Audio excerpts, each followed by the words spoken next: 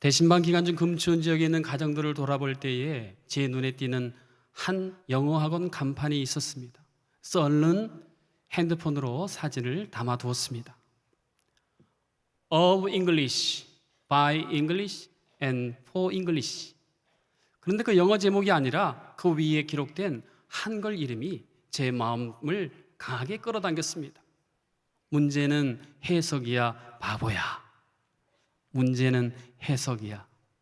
해석을 제대로 못하는 사람이 바보다라는 이 짧은 어구가 제 마음에 깊은 도전을 던져주었습니다. 하나의 태산을 넘으면 또 다른 태산이 우리 앞을 가로막는, 그래서 그 태산에 눌려 고통의 수레바퀴 밑에서 살아갈 수밖에 없는 이 시대의 한복판에 우리 모두가 서 있습니다.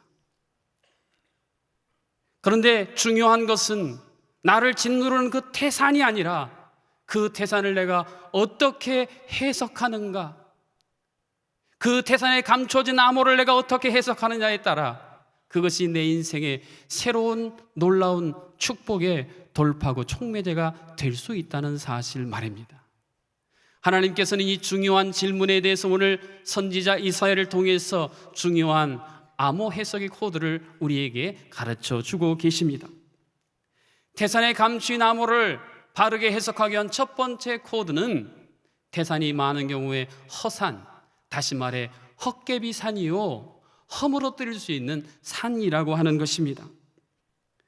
이 사실을 모른 채로 우리는 많은 순간 이 허산에 눌려서 두려워하며 고통 속에 살아갈 때가 많이 있다고 하는 것입니다. 저희 가족이 뉴질랜드로 이주해서 첫 번째 날아온 전기 요금 청구서를 받아들고는 다 기절할 뻔했습니다. 뉴질랜드는 원전이 없어서 전기료가 비싸다는 소식은 익히들 알고 있었는데 청구서에 보니 3,000불이 넘는 액수였습니다. 우리나라 돈으로 한 사람은 대략 250만 원 정도의 액수죠. 한 달 전기 사용료가 그 정도니 그것을 받아든 제 손이 덜덜덜 떨렸습니다. 이래가지고 어떻게 사나. 그래서 전기회사에 전화를 해봤습니다. 그랬더니 회사에서 하는 말이 계산이 잘못되었으니 다른 청구서를 보내드리겠습니다. 그러더라고요. 여러분, 그런데 만일 제가 그 잘못된 청구서를 손에 들고 그것 때문에 눌려서 이 경제적인 이 가중한 부담을 내가 어떻게 해결해야 되나, 만일에 그렇게 생각하며 살았다면, 그리고 다른 데서 돈을 끌어모아서 그 청구서대로 지불했다면 얼마나 어리석은 행동이었겠습니까? 그런데 우리네 인생을 살아보면 이럴 때가 참 많다는 것입니다. 지나고 나면 아무것도 아닌데 헛개비산 허산에 눌려서 고통 속에 살아갈 때가 많이 있다는 것입니다. 허산에 눌려서 마음 졸이고 발 동동 구르는 삶을 반복할 때가 우리 가운데 얼마나 많이 있는지요. 2010년 9월에 제가 살던 뉴질랜드 크라이처치에 리히터 규모 7이 넘는 강진이 있었습니다. 그때 집에 있는 대부분의 것들이 막 쓰러지고 넘어졌습니다.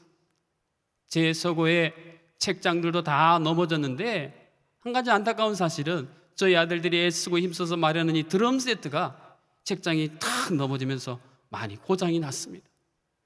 그래서 저희 둘째 아들이 지금 고장난 드럼을 바라보며 심드럼에 빠져 있어요. 그래서 망연자실해 있는 모습이 바로 저 사진입니다. 이처럼 태산이 우리 삶의 심장부를 휘저어 놓아서 심장이 찢어지는 것 같은, 이러지도 저러지도 못하는 안타까운 현실 앞에서 고통당하는 하나님의 백성들을 향한 하나님 아버지의 마음이 오늘 본문 곳곳에 배어있는 것을 우리가 발견하게 됩니다. 하나님께서 계속 반복적으로 들려주시는 이 소리가 들리십니까? 두려워 말라, 놀라지 말라. 사랑하는 내 백성, 내 자녀들아, 두려워 말아라, 놀라지 말아라. 그렇다면 왜 우리는 태산 앞에서 두려워하지도 놀라지도 않을 수 있는 것일까요? 그것은 하나님께서, 우리가 믿는 하나님께서 오늘 내가 찬양했던 것처럼 전능하신 주이시기 때문에, 그 하나님으로 말미암아 허물어질 수 있는 산이기 때문에 그렇습니다. 이 사실을 본문 15절이 이렇게 약속해 주고 있습니다. 내가 산들을 쳐서 부스러기를 만들 것이며 작은 산들로 겨 같게 할 것이라. 산을 하나님께서 부서뜨리셔서 불면 다 사라져버릴 곁처럼 만들어주실 하나님 때문에 그러할 수 있다는 것입니다.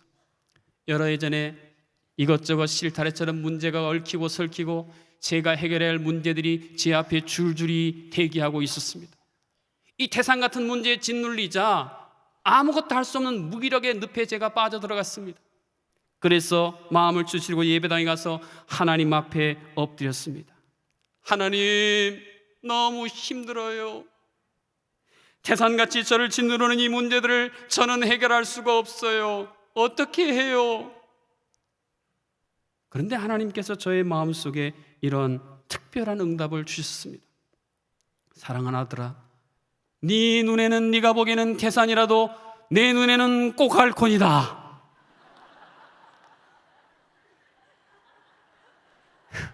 이 뜻하지 않은 응답에 제가 얼마나 웃었는지 몰라요. 그런데 여러분, 놀라운 사실은 제가 이렇게 깨닫고 나니까 태산이 아무것도 아닌 것처럼 보이더라고요. 그리고 실제로 하나님께서 그 태산을 친히 허물에 때려주시는 놀라운 역사를 체험했습니다. 너를 치는 자들은 아무것도 아닌 것 같고 허무한 것 같이 되리니, 12절 하반절의 말씀을 친히 체험했던 것입니다. 그렇습니다. 우리 눈에는 아무리 커다란 태산일지라도 전능하신 하나님의 손으로 한 번만 움켜쥐시면 다 부서져서 쓰레기통에 버릴 아무것도 아닌 허산들, 더 이상 이것에 눌려서 고통당하는 삶의 악순환에서 벗어날 수 있기를 주님의 이름으로 축복합니다. 제가 퀴즈를 하나 내겠습니다. 여러분, 양파로 냉장고를 뚫을 수 있을까요, 없을까요? 속도로 뚫을 수 있답니다. 양파를 대포에 장전하고 대포로 뻥 쏘면 그 강한 속도 때문에 양파가 냉장고를 뚫을 수 있답니다. 여러분, 한번 실험해 보세요. 그런데 여러분, 우리가 양파 같은 존재가 아니겠습니까? 너무 나약한, 내가 보기에도 세상 사람들이 보기에도 미약한 양파 같은 존재이지만, 우리가 찬양했던 것처럼 전능하신 그 하나님의 팔이 영원히 나와 함께 하시기 때문에 그 전능하신 팔에 우리가 장전돼서 우리의 태산을 향해 돌진한다면 아무리 거대한 태산도 무너질 것입니다. 그리고 그 위에서 우리는 승리의 깃발을 휘날리며 할렐루야 하나님을 찬양하게 되어질 것입니다. 지난주일 이 회의를 마치고 어떤 한 성도님이 찾아오셨어요. 갑자기 이곳저곳에서 불어닥친 여러 가지 문제로 마음도 몸도 영도 다 지칠 대로 지쳐서 고통과 절망에 태산에 눌려있는 상황이었습니다. 그래서 제가 필요한 말씀을, 구약 말씀을 몇 첩 처방해드리고 기도를 해드리고 보냈어요. 그런데 그날 늦은 저녁 시간에 저에게 카톡이 왔습니다. 사전 동의를 얻어서 여러분에게도 소개합니다. 목사님, 어쩜 이렇게도 하나님께서 제 마음의 탄식을 아실까요? 말씀 구구절절 저의 탄식과 억울함과 같아 눈물이 납니다. 10가지 시편 말씀이 제 상한 마음을 치유해 주시네요. 말씀과 기도로 힘받아 밥 먹었어요. 태산에 눌리니까 식사할 기력조차 없었던 이분이 하나님의 말씀을 통해 내가 짓눌려 있는 이 태산들이 허산인 것을 깨닫자, 그리고 그것을 진지하게 묵상하자 진지 드시고 힘 받았습니다. 사랑하는 여러분, 어떤 헛개비산에 눌려 그것이 정말 실제적인 태산이라고 고통하는 악순환을 반복하고 계십니까? 8월을 맞아 우리 민족이 8.15 해방을 선포하듯이 여러분 이제 그런 것들을 향해서 여러분도 담대히 선포할 수 있기를 바랍니다. 나사렛 예수 그리스도 이름으로 명하노니 헛개비산, 허산 태산들은 내 삶에서 무너져 평지가 될 지어다. 태산의 감주인 두 번째 암호를 해석하는 코드는 태산이 자산으로 변화될 수 있다는 것입니다. 이런 놀라운 변화를 우리가 꼭 기억해야 할 중요한 매개체가 오늘 본문 10절 하반절에 이렇게 기록이 되어 있습니다. 내가 너를 굳세게 하리라. 참으로 너를 도와주리라. 참으로 나의 의로운 오른손으로 너를 붙들리라. 하나님의 오른손이 개입되면 어느 순간 내 인생을 가로막던 그 태산이 자산으로 변화되더라는 것입니다. 성경에서 하나님의 손은 이처럼 놀라운 변화를 일으키는, 그 손길이 움직이고 그 손길이 터치하는 것마다 위대한 창조의 역사를 일으키는 중요한 상징으로 우리에게 소개되고 있는 것입니다. 사랑하는 성도 여러분, 태산 같은 문제 앞에서 너무 초라하고 너무 무기력해서 울고 있는 자신을 부둥켜 안고 주저앉아 있는 분이 계십니까? 그렇다면 이 시간 이사야 선지자를 통해서 들려주시는 하나님의 음성에 귀 기울이시기 바랍니다. 내가 너의 인생의 태산을, 고난의 태산을 축복의 자산으로 변화시켜 주리라. 제가 처음 전임 사역을 했던 서울에 있는 한 교회 집사님이 계셨는데 시골 야산 하나를 갖고 계셨습니다. 세금 내는 게 아까울 정도로 가치도 없고 전망도 없는 그런 산이었습니다. 그런데 어느 날 한국도로공사에서 전화가 왔습니다. 선생님, 혹시 갖고 계신 그 산의 흙을 좀 주실 수 있겠습니까? 자초지정을 드려봤더니 그 지역의 구분 고속도로를 똑바로 공사를 해야 하는데 계곡 같은 골짜기를 흙으로 메웠어야만 합니다. 서울에서 흙을 공수하자니 너무 비용이 많이 들어서 살펴봤더니 이 산이 딱인 거예요. 그래서 만일에 이 산의 흙을 주시면 그곳을 좋은 택지로 조성해 주겠나이다. 마다할 이유가 없었습니다. 그래서 그 산의 흙을 다 퍼다가 골짜기를 막고 고속도로를 내고 그곳을 아주 좋은 택지로 조성해서 그전과는 전혀 다른 천정부지로 그 가치가 솟아오른 그 땅에서 예배를 드리고 온 적이 있습니다. 사랑하는 여러분, 우리가 믿는 하나님이 바로 이러한 하나님이십니다. 내 앞을 가로막고 있는 태산을 뚝 뜨셔서 내가 가야 할 곳에 저 푹 패인 골짜기를 막아주시는 전능하신 하나님, 그 하나님 때문에 우리 인생의 태산이 축복의 자산으로 변화되어질 것입니다. 그렇다면 이제 우리는 더 이상 내 인생의 태산 앞에 주저앉아 원망과 불평과 탄식의 소리를 바라는 삶을 반복해서는 아니 되는 것입니다. 최근에 개봉한 명량이라는 영화에 등장한 이순신 장군처럼 절망과 우울 모두를 떨쳐버리고 절망과 우울과 실패에 빠져있는 백성들의 생각을 떨쳐버리고 벌떡 일어나야 할 것입니다. 그리고 영화의 선전에 나오는 이순신 장군이 했던 대사처럼 우리도 선언할 수 있어야 합니다. 아직 신에게는 12척의 배가 남아있사옵나이다. 만일 그 두려움을 용기로 바꿀 수 있다면, 전쟁이 불가다는 부관에게 말하더라고요. 된다고 말하게. 사랑하는 여러분, 여러분에게 무엇이 남아있으십니까? 우리가 믿는 하나님으로 말미암아 우리 두려움이 용기로 변화될 수 있습니다. 다른 사람들은 다 안 된다 안 된다 할 때 하나님의 사람들은 된다고 말할 수 있는 사람들입니다. 이번 주일 말씀을 준비하는데 오늘 경배와 찬양에서 했던 힘을 내세요 힘을 내세요라는 찬양이 계속 제 마음속에 울려 퍼졌습니다. 힘을 내세요 힘을 내세요. 주님이 손잡고 계시잖아요. 주님이 나와 함께함을 믿는다면 어떤 역경도 이길 수 있잖아요.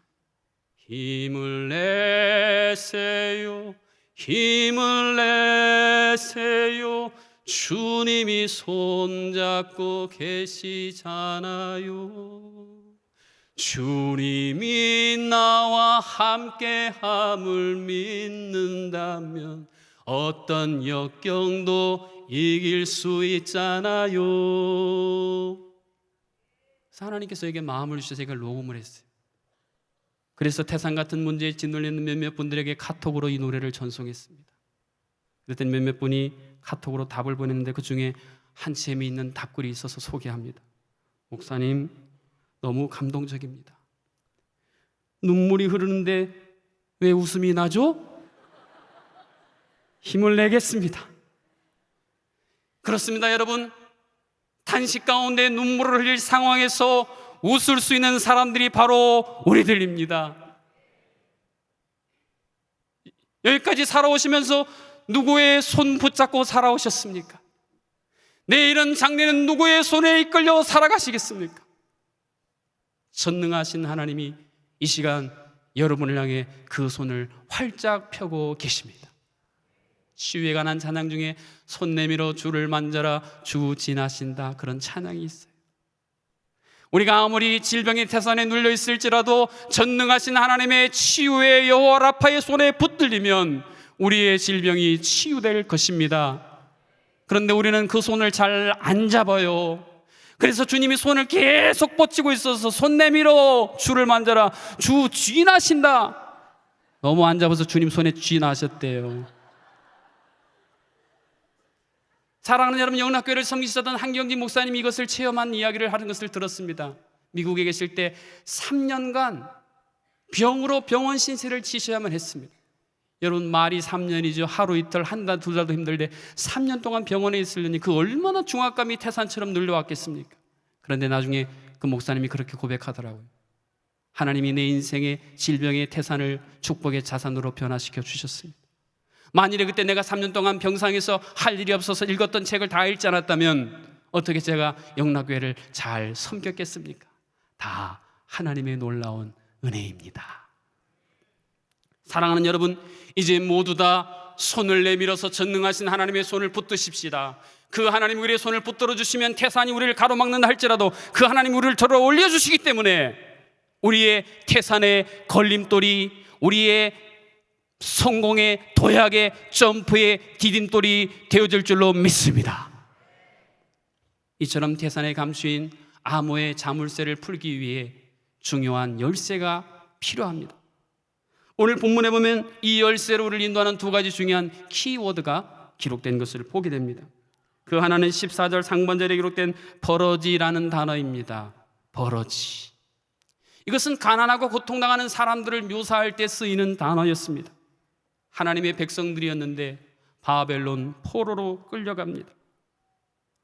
무가치하고 무기력하고 초라한 자신들의 모습을 보면서 버러지라는 안타까운 마음을 가진 이스라엘 백성들을 표현해 주고 있는 것입니다. 보면 볼수록 작고 초라하고 연약한 모습으로 절망해 있는 사람들, 이러한 사람들이 삶 속에 일어나는 일들에 대해 보이는 반응은 작은 일에도 두려워하는 것입니다. 작은 일에도 놀라는 것입니다. 티시타라고 표현된 이 히브리어 표현은 다급하고 위험한 상황에서 눈을 크게 뜨고 그 대상을 떨면서 바라볼 때 쓰이는 표현입니다. 여러분, 어두운 방에 불을 딱 켰는데 숨어있던 벌레가 막 헐레벌떡 어디로 도망가는 그런 장면을 보셨습니까? 바로 지금 그러한 모습이 하나님의 백성들이 갖고 있었던 정체성이었습니다. 땅에 속한 이 버러지의 이 벌레의 정체성을 가지고는 결단코 인생의 태산의 감추인 암호를 바르게 해석할 수 없다라는 것입니다.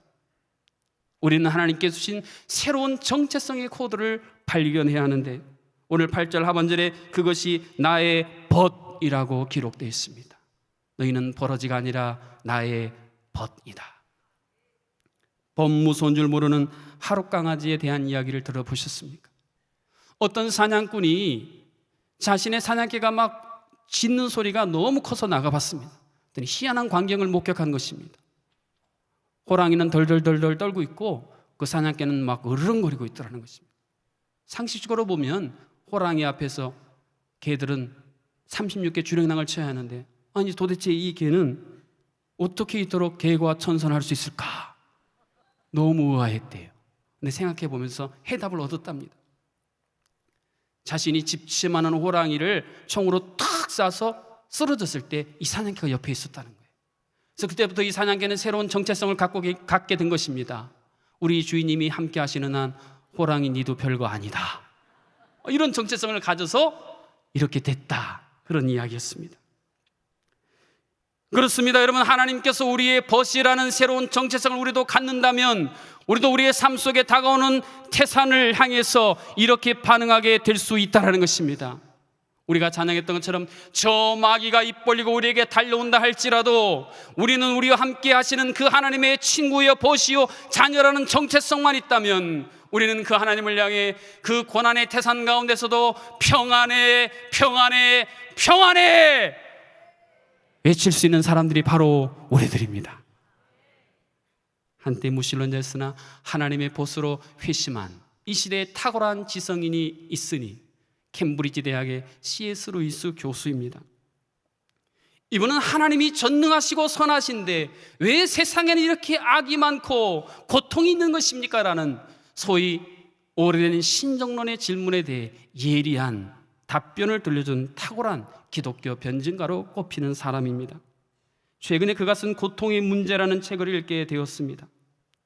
하나님의 선하심이라는 주제를 다루었습니다. 그런데 그 결론 부분이 마음속에 굉장한 도전으로 다가왔습니다. 내용이 이렇습니다.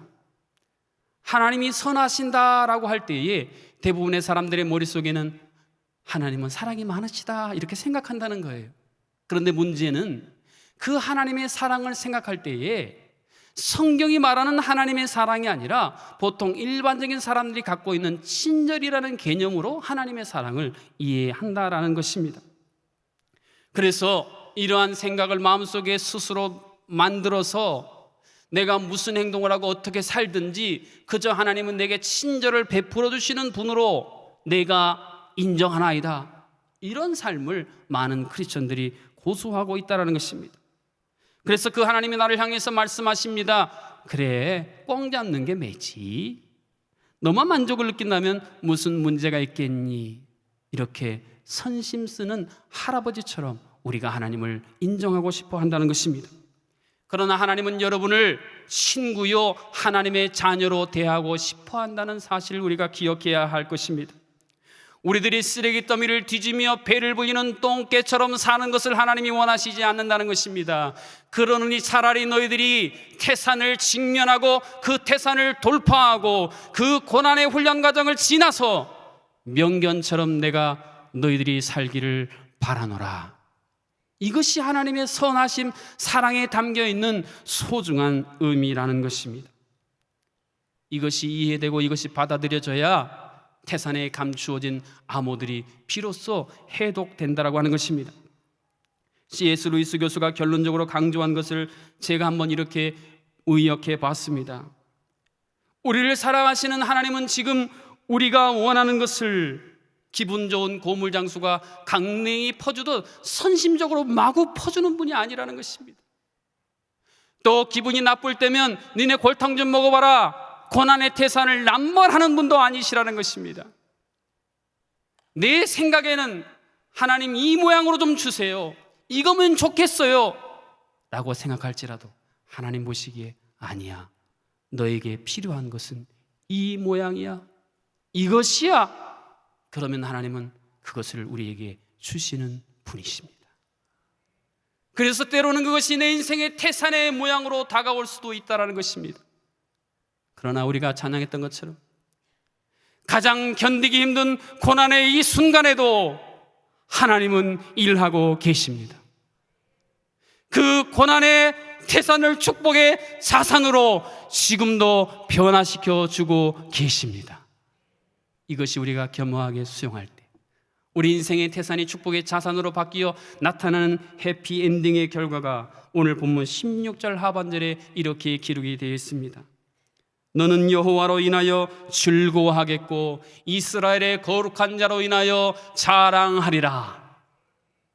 이것이 어떤 모양인지 잘 구체적으로 안 다가오실 것 같아서 제가 저희 교회 찬양대 찬양팀의 이름을 넣어서 한번 풀이해 봤습니다. 우리를 사랑하셔서 태산을 허물어뜨리시고 축복의 자손으로 변화시키시는 그 하나님 때문에 우리는 날마다 기쁨이 넘치는 조이풀한 삶을 살게 될 것입니다. 어노인팅, 하늘문을 여시고 하나님의 거룩한 기름을 부으셔서 너는 특별한 존재들이야, 우리를 특별 대우해 주시는 그 하나님의 영광스러운 그 하나님의 영광되심을 우리는 날마다 자랑하는 삶을 살게 될 것입니다. 밀려오는 태산 같은 파도를 비전의 보드를 타고 그 파도를 도리어 즐길 수 있는, 그래서 그 위에서 Amazing Grace, 하나님의 은혜가 참으로 놀랍습니다, 그렇게 고백할 수 있는 사람들이 바로 우리들입니다. 태풍이 강한 것은 그 엄청난 확산 속도와 영향력이 있습니다. 하나님은 하나님의 사람들, 하나님의 교회를 태풍 같은 존재로 사용하기를 원하십니다. 태산 앞에서도 굴하지 않고 그것을 하나님의 전능하심으로 변화시키는 그 놀라운 권능이 지금은 작지만 급속하게 확장되고 그 놀라운 영향력이 나를 통해서 우리의 가정과 자녀와 기업과 목장과 이 교회와 이 민족과 이 열방에 확산되게 하는 제자들의 삶, 이것이 오늘 여러분 모두의 삶이 되어줄 수 있기를 주님의 이름으로 축복합니다. 기도하시겠습니다. 하나님, 그렇습니다. 우리가 인생에서 만나는 태산들, 어찌 보면 헛개비 허산들일 때가 많이 있습니다. 그리고 하나님의 전능하신 손에 그것이 올려질 때에, 하나님의 전능하신 손이 나를 붙들 때에 그것들이 축복의 자산으로 변화될 수 있음을 믿습니다. 이제 우리가 더 이상 그것에 짓눌려 탄식하고 절망하고 원망하는 삶을 반복하지 아니하게 도와주시옵소서. 이제 다시 한번 벌떡 일어나 전능하신 하나님의 손에 이끌려 다시 한번 비전의 창공을 날아오르는 우리 모두가 되게 하여 주시옵소서. 예수님의 이름으로 기도하옵나이다. 아멘.